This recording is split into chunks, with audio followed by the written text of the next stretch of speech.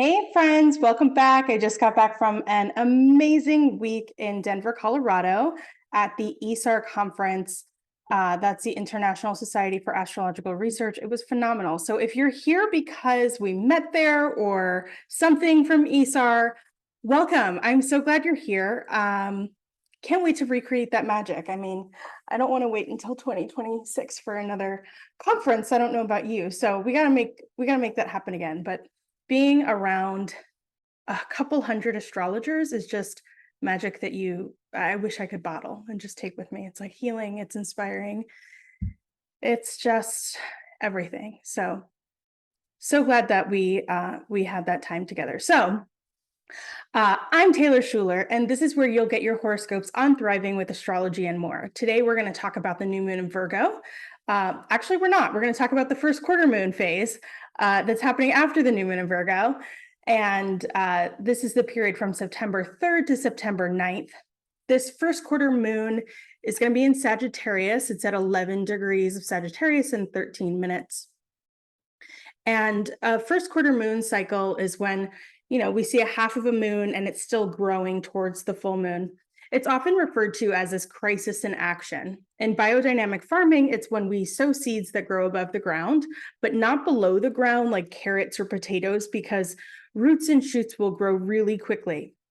And people who have this first quarter moon phase in their natal charts are always helping other people with their problems and their emergencies and putting out fires. It's like, it's like that go-to person. Like, who do I go to when I just can't figure things out and everything's a mess and I know that they can fix it for me? It's that kind of energy.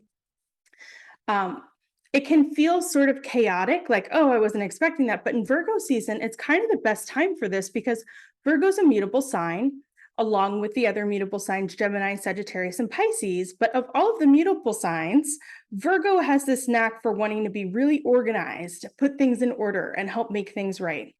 And this first quarter moon invites us to harness that energy, very quickly respond to get things going, keep things moving, maybe get some quick wins.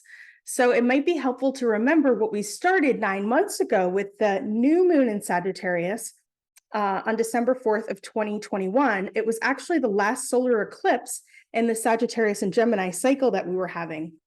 And so we may be reminded of how far we've come since then. This is just after last Thanksgiving, holiday season starting. You might get reminded of some of those things, or if you're not, like, just think about it. Like, how far have you come since then? I mean, I know personally that time of year, I had just moved from New York to Florida, and I've moved a lot since then. And it's night and day how far we've come. If you just take the time to sort of think about it.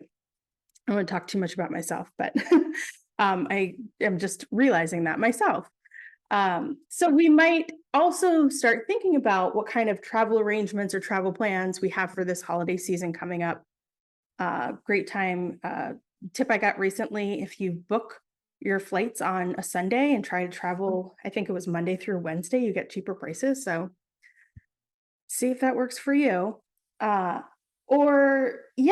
We might just have conversations and consider or share what we've learned, since Gemini and Sagittarius are all about communication and learning. So that's sort of the energy that will color this next week until we reach the full moon.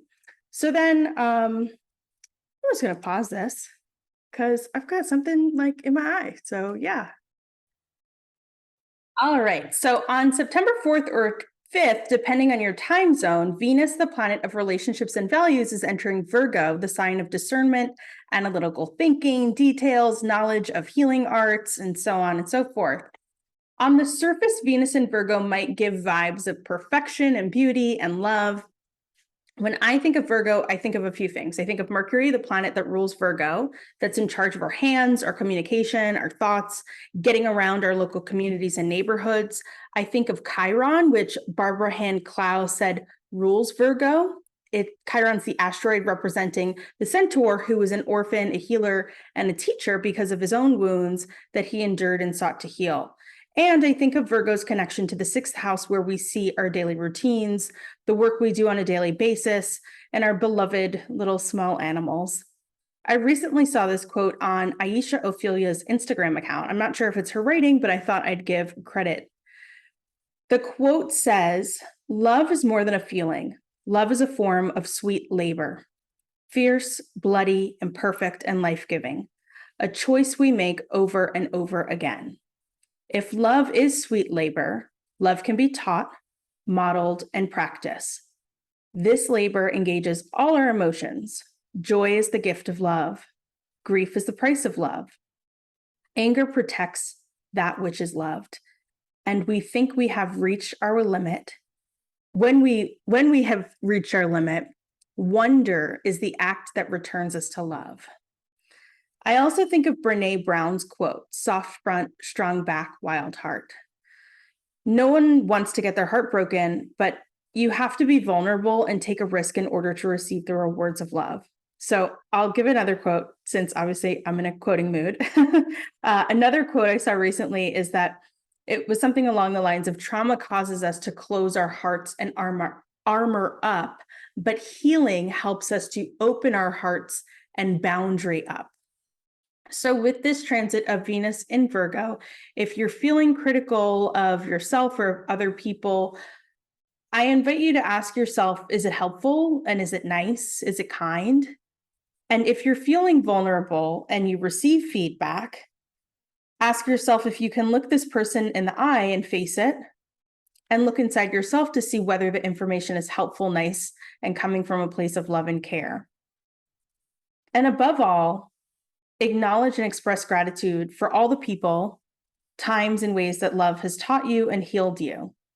Just because someone else gives us feedback doesn't mean we have to take it, right? Like, that's the point of the question that I was posing. It's sometimes it is, and it's just scary and makes us feel afraid, or makes us feel hurt or defensive when we get feedback or receive criticism. But we receive it and then we feel emotions, and those emotions are a response. And so it's important to stay in our bodies when these things happen and ask ourselves, when my body feels that way, does it feel safe? Does it feel okay? Or is it telling me that this is not a safe place, or it is? And then you go from there with how you can respond and what you need to do, whether it's with the other person or something inside yourself.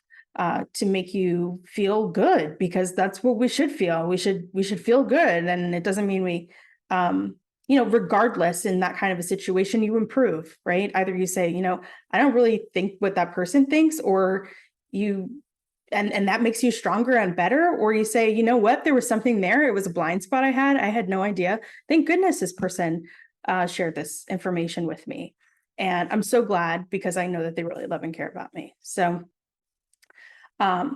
Think about how your own healing, filling your own cup first, can be an example to help you be in relationship with anyone and everyone in a more loving and helpful way. When we practice self-care, instead of focusing on our own or other people's imperfections, which, by the way, imperfections are beautiful, we give others permission to do the same. I can't speak today. To love themselves, so we can all come together as our best selves. Mars being in Gemini is going to ask us to slow down, especially as it enters its retrograde shadow. And this is a great time to set the stage for what the support we'll need during its retrograde will look like while Venus is in Virgo. In terms of making the world a better place, from an activist point of view, Venus's transit through Virgo, especially on the heels of Labor Day weekend in the United States, is an excellent time to think about workers' rights. Why do we have a 40-hour plus work week that leads to burnout? Yet many people are unemployed and struggle to get work and pay to help put food on their table and a roof over their heads. And why don't we talk about how to heal the way we work and come together to find a better way? We can take this energy of that first quarter moon coming off of Labor Day, Venus and Virgo wanting to come together. Venus brings people together. It forms relationships. And Virgo can help to discern what is good and what needs to go. And so and Virgo is often related to the work that we do on a daily basis. So that's how we see all of these come together. And it would be a wonderful time to have this conversation, especially because Jupiter is going to retrograde back into Pisces, where it will be co-present with Neptune for the last time for 166 years.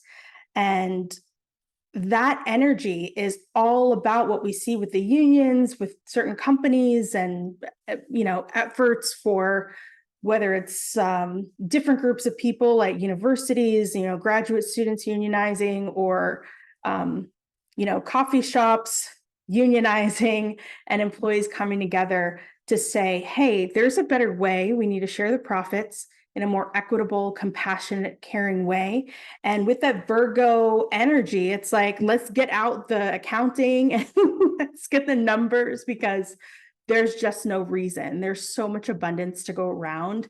There's more than enough for everybody and do it in a really innovative, wonderful way. So I'll get off my soapbox now. If anyone wants to talk to me about that, you let me know, because obviously I'm down for it. So then what we see is on September 7th and 8th, depending on where you're at, we've got the sun in Virgo trine the north node in Taurus and sextile the south node in Scorpio. And so trines and sextiles are really easy, flowing, friendly, happy aspects. So when the sun shines its focus on the nodes, our collective purpose and path towards evolution is highlighted.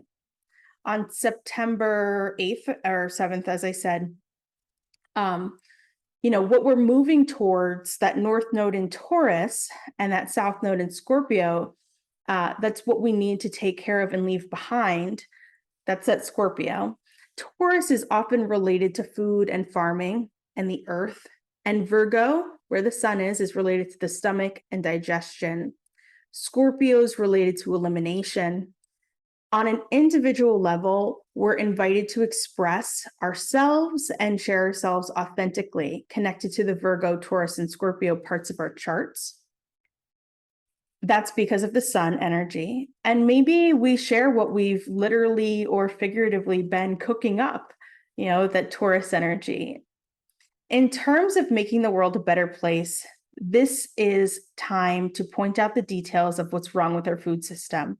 And more importantly, what specifically needs to be changed, eliminated, audited, and structured.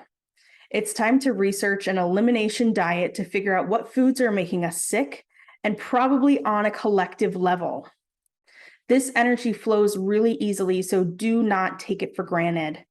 Harness this energy and use it while you can. The Virgo and Taurus people that I know love a blueprint, but nothing too fancy, just like on a scrap of paper or a napkin, because they're more concerned with actually getting it done. So whatever's going on, whatever you're thinking, record it, write it down, and then go do something about it. So that's all for this time. I will be back next time with a full moon in Pisces forecast, and we'll talk about Mercury stationing retrograde in Libra. Please subscribe, like, and share, as it'll help other people to find this channel so more people can thrive and make the world a little better with astrology. See you next week. Bye. If you enjoyed the episode, please take a second to rate and review. Each review helps us to find more heart-centered, forward-thinking folks just like you. Don't forget to take a screenshot, share it in your Instagram stories, and tag me at Taylor Schuler Astrology. If you're interested in an astrology consultation with me, you can book online at my website, taylorschuler.com. If you like my digs and you're looking for short-term furnished rentals because you're a digital nomad like me, or just because, don't forget to use the link in the show notes or code Taylor_C6I at hellolanding.com for $250 off your rental. See you next week. Bye.